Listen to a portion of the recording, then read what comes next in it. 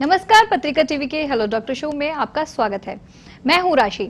आज हम बात करेंगे, दर्शक हमें अपने सवाल भेजते रहते हैं जिसका जवाब देने के लिए हमारे स्टूडियो में मौजूद हैं डॉक्टर गोपेश मंगल। आप आयुर्वेद विशेषज्ञ हैं। वर्तमान में आप राष्ट्रीय आयुर्वेद संस्थान जयपुर में सहायक प्रोफेसर हैं। आपको करीब 11 वर्षों का अनुभव है। आपके 30 से अधिक रिसर्च पेपर और 10 पुस्तकें प्रकाशित हो चुकी हैं। आपको भामाशाह अवार्ड समेत कई पुरस्कार भी मिल चुके हैं। आइए अब सवाल जवाब का सिलसिला शुरू करते हैं। डॉक्टर साहब, हमारे दर्शक हैं जो जानना चाह रहे हैं कि उन्हें खांसी जुकाम की समस्या है और उन्हें बार बार खांसी जुकाम होता है। इसके लिए आयुर्वेद इलाज जानना चाहते हैं। प्रमोद सैनी, 30 वर्ष उनकी उम्र है। इसी प्रकार ओम प्रकाश हैं, 23 वर्षीय, जो जानना चाह रहे हैं बार बार सर्दी, खांसी और हाथों पैरों में दर्द की शिकायत रहती है। जी, जैसा कि बार बार खांसी जुकाम अगर इनको रह रहा है तो हमें सबसे पहले कुछ टेस्ट ज़रूरी होते हैं, क्योंकि इतने लंबे टाइम अगर खांसी जुकाम रहता है तो बेसिकली इनकी इम्यूनिटी वीक हो सकती है या इन्हें कोई एलर्जी हो सकती है। तो सबसे पहले तो एक सिंपल एलर्जी टेस्ट एक बार ही करा लें कि हो सकता है किसी फूड एलर्जी हो या वातावरण में से भी किसी चीज़ से एलर्जी होती है। अगर ये मौसम स्पेसिफिक है तो भी हम देख सकते हैं। जैसे अगर इनको फरवरी मार्च के पॉलिनेशन जिस टाइम हो रहा है या अभी दिवाली के टाइम पे अगर इनको खांसी जुकाम बढ़ रहा है तो स्पेसिफिक किसी एलर्जी की वजह से भी हो सकता है। नॉर्मली आजकल फूड एलर्जीज बहुत ज़्यादा मिल रही है, तो एक बार ये एलर्जी टेस्ट करा लें तो उससे भी पता चल जाएगा। नहीं तो ब्लड से एक टोटल इओसिनोफिल काउंट कराते हैं, उससे भी हम अंदाज लगता है कि कितनी एलर्जी है इनको। तो एक बार एलर्जी टेस्ट से भी हम देख सकते हैं। इसके अलावा कुछ आयुर्वेदिक मेडिसिन हैं जिनको अगर ये प्रयोग करें तो उससे ये बच सकते हैं। एक जैसे कुछ प्रयोग मैं आपको बताना चाहूँगा कि जो अपनी हल्दी होती है, कच्ची हल्दी का भी जैसे समय है तो कच्ची हल्दी ले और अदरक ले, इन दोनों को कद्दूकस कस के और घी में थोड़ा सा फ्राई करके और गुड़ में पका लें तो एक तरह से अवले जैसी फॉर्म बन जाएगी। उस अवले फॉर्म को लगभग 1 चम्मच से सुबह शाम गर्म दूध से लें तो इनकी इम्यूनिटी भी बढ़ेगी और इनके सर्दी जुकाम में भी फायदा होगा। इसके अलावा ये जैसे भी जब नहाते हैं उस वक्त ये मुंह में गर्म पानी भर लें और पूरे नहाते वक्त रखें, उसके बाद थूक दें तो उससे भी स्वेदन होगा इनके मुंह का और जितना भी कफ एक्स्ट्रा है वो बाहर निकल जाएगा। और जब भी ये अपने घर से बाहर जा रहे हैं तो उसको हम प्रतिमर्श नस्य बोलते हैं, जिसमें 2 बूंद ये अणु तेल या सरसों का तेल अपने दोनों नथुनों में डालें या इसके अलावा उंगली से डिप करके और अपने नाक से वो खींच सकते हैं। या अगर इनके आसपास कहीं आयुर्वेदिक हॉस्पिटल अवेलेबल है तो एक नस्य प्रक्रिया होती है, लगभग 7 दिन अगर ये नस्य ट्रीटमेंट कराएंगे तो इस एलर्जी और जुकाम और खांसी से काफ़ी हद तक ये बच सकते हैं। जी, जैसे डॉक्टर साहब इन्होंने पूछा कि इनको सर्दी जुकाम जो है बार बार होता है, तो क्या नज़ला भी इसी की फॉर्म में है? हाँ जी, जब रिपीटेड बहुत ज्यादा सर्दी जुकाम होता रहता है तो नज़ले की फॉर्म में आ सकता है, पर उसके कई सारे और रीजंस भी हो सकते हैं, जैसे एक एलर्जी मैंने बताया। इसके अलावा कईयों में जो अपनी नाक के बीच की हड्डी बढ़े हुआ बोलते हैं, नेजल एक सेप्टम होता है, वो डेविएट हो जाता है तो उसके कारण भी बार बार इनको इस तरह की प्रॉब्लम हो सकती है। या जिनके कमरों में कभी धूप नहीं आती, बिल्कुल सनलाइट एक्सपोजर नहीं होता, तो उस तरह की उनको भी ज़्यादा इस तरह की प्रॉब्लम्स हो सकती है। और इम्यूनिटी जैसा बेसिकली मैंने बताया, तो हमें शरीर की रोग प्रतिरोध क्षमता अगर हम बढ़ाएंगे तो जैसे गुड़ुची का प्रयोग करें, ये हल्दी का प्रयोग करें, आंवले का प्रयोग करें, अगर ये खाने में इसको रखें तो इनकी इम्यूनिटी बढ़ेगी और इन सब चीज़ों से बच सकते हैं। जी जी। अगले हमारे दर्शक है विनीता माथुर, जो जानना चाह रहे हैं कि मोटापा कम करने के लिए घरेलू उपाय जानना चाहते हैं। जैसा इन्होंने बहुत ज़्यादा स्पेसिफिक कुछ बताया नहीं कि वेट कितना है और हाइट कितनी है। बेसिकली मोटापा उसी हम कैडर से एसेस कर सकते हैं कि इनकी हाइट और वेट कितनी है।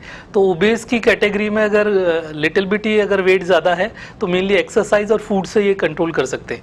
तो ओबेसिटी के लिए तो मेन इनको सुबह कम से कम 2 या 3 किलोमीटर की ये वॉक करें और ठंडी चीज़ें बिल्कुल अवॉइड कर दें। तो सुबह उठ के ये हल्का गुनगुना पानी पिएं या नॉर्मल पानी लेके उसमें थोड़ा शहद मिलाएं, उससे भी इनका वेट कम होगा। इसके अलावा त्रिफला जो सामान्य रूप से मिल जाता है, त्रिफले का क्वाथ बना के भी अगर ये प्रयोग करें सुबह शाम तो उससे भी वेट कम होगा।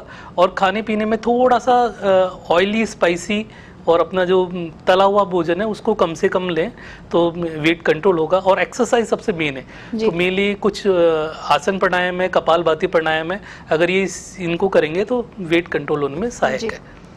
अगले दर्शक है सर सिरोही से रविंद्र सिंह देवड़ा, जिनकी उम्र है 20 वर्ष, जो जानना चाह रहे हैं मेरे बाल तेजी से झड़ रहे हैं और आधे सफेद हो गए हैं, इसका कोई आयुर्वेदिक इलाज जानना चाहते हैं। अभी हमने नज़ले की बात करी, तो जिनको बहुत ज़्यादा नज़ला रहता है उनमें भी इस तरह की बाल जल्दी सफ़ेद होते हैं और झड़ते भी ज़्यादा है।